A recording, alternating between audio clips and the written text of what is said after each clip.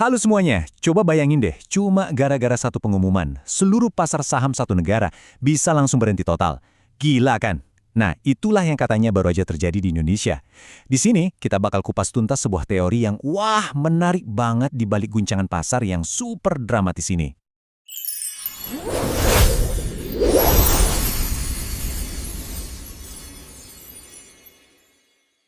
Oke, jadi pertanyaannya kan ini, dan ini penting banget. Kok bisa sih cuma satu pengumuman dari satu lembaga doang bisa bikin seluruh bursa efek kita berhenti berputar? Nah, ini nih misteri yang bakal kita coba pecahin bareng-bareng berdasarkan analisis yang ada ya. Oke, kita mulai dari faktanya dulu ya, biar jelas. Jadi, ada keputusan dari MSCI. Itu loh, Morgan Stanley Capital International, yang langsung memicu trading halt. Bukan cuma sebentar, tapi 2 hari berturut-turut. Ini kejadian yang serius banget dan jarang banget terjadi loh. Tentu aja, pasti ada alasan resminya kan? Nah, kita mulai dari situ dulu. Apa ini beneran cuma soal aturan aja? Cuma soal teknis? Jadi, alasan resmi yang dikasih itu muter-muter di konsep namanya free float. Gini deh, bayangin saham perusahaan itu kayak satu loyang kue. Nah, free float itu potongan kue yang bebas dijual beli sama siapa aja, sama kita-kita ini di pasar. Menurut cerita resminya, ada masalah nih sama ukuran potongan kue yang tersedia ini. Tapi, menurut analisis yang kita bedah ini, alasan free float itu cuma kedok aja. Cuma alasan di permukaan. Masalah sebenarnya, katanya nih ya, jauh lebih dalam. Ada tuduhan soal IPO yang abal-abal, perusahaan yang tiba-tiba cabut dari bursa alias delisting, dan banyak banget yang pakai proxy buat nutupin siapa pemilik aslinya. Jadi, free float yang benerannya itu katanya jauh-jauh lebih kecil dari yang dilaporin, mungkin cuma 5-7%.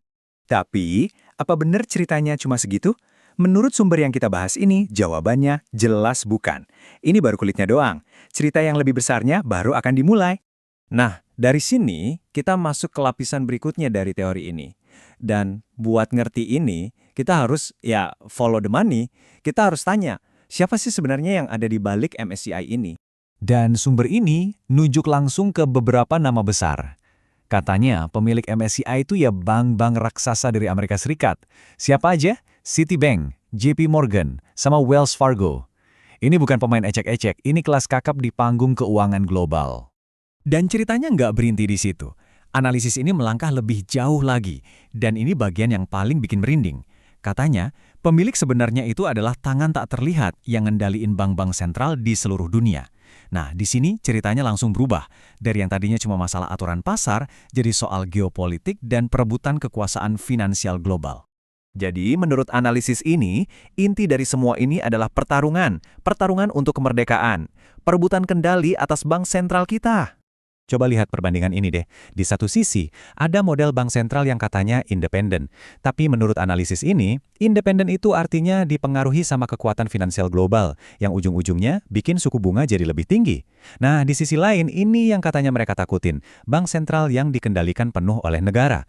Bank sentral yang fokusnya buat pertumbuhan ekonomi nasional, yang bisa nurunin suku bunga kapan aja buat ngegas ekonomi. Nah, ini dia intinya. Ini dia ketakutan terbesar mereka menurut sumber ini, yaitu Indonesia yang berdaulat penuh secara ekonomi. Indonesia yang bisa lepas landas, pertumbuhannya gila-gilaan, dan bikin pasar sahamnya to the moon. Dan menurut teori ini, ya inilah yang mau mereka hentikan. Oke, sekarang kita sampai di puncaknya. Apa sih tujuan akhir dari semua ini? Analisis ini menyebutnya sebagai buku panduan diskon ganda. Jadi, gimana cara kerjanya? Buku panduan ini katanya punya 3 langkah simpel. 1. Bikin mata uang negara itu anjlok, lemahkan rupiah. 2. Hancurkan pasar sahamnya, pancing kepanikan, bikin semua orang jual rugi. Dan langkah ketiga, ini yang paling krusial, beli semua aset penting dengan harga super murah. Entitas asing masuk, borong perusahaan bagus, pelabuhan, pabrik, semuanya dengan harga obral. Itulah yang disebut diskon ganda. Dan, kalau kalian pikir ini baru pertama kali terjadi, menurut analisis ini salah besar. Pola ini katanya udah sering dipakai. Mereka nunjuk ke Yunani di masa lalu, di mana perusahaan Jerman borong bandara dan pelabuhan dengan harga diskon. Argentina juga kena, pasarnya dibikin nggak layak investasi. Dan sekarang, sumber ini bilang, playbook yang sama persis lagi dimainin Indonesia. Terus, apa yang bakal terjadi selanjutnya? Apa dampaknya buat kita? Mari kita lihat angka-angkanya. Sumber ini ngeprediksi bakal ada modal asing yang kabur atau capital outflow, dan ini dibagi 2 tahap. tahap pertama aja, siap-siap, angkanya bisa sampai 39 triliun rupiah. Itu uang yang banyak banget. Dan itu baru pemanasan. Kalau tuntutan mereka nggak dipenuhi, tahap kedua bisa lebih parah lagi. Potensi modal yang kabur bisa sampai 131 triliun rupiah. Ini benar-benar nunjukin seberapa besar tekanan finansial yang lagi dimainkan di pasar kita. Tapi, anehnya nih ya, sumber ini justru ngelihat ada sisi positifnya. Mereka ngelihat ini bukan akhir dari segalanya, tapi justru sebagai sentilan keras, momen krusial, kesempatan emas buat Indonesia berbenah, buat mereformasi pasar saham dan juga regulator keuangannya. Jadi, pada akhirnya kita kembali ke satu pertanyaan besar. Apakah ini semua cuma wake up call yang emang kita butuhkan buat berbenah? Atau ini beneran sebuah serangan ekonomi yang terencana? Analisis yang kita bedah hari ini sih jelas banget condong ke satu sisi. Tapi kesimpulan akhirnya kami serahkan ke kalian. Terima kasih sudah menyimak.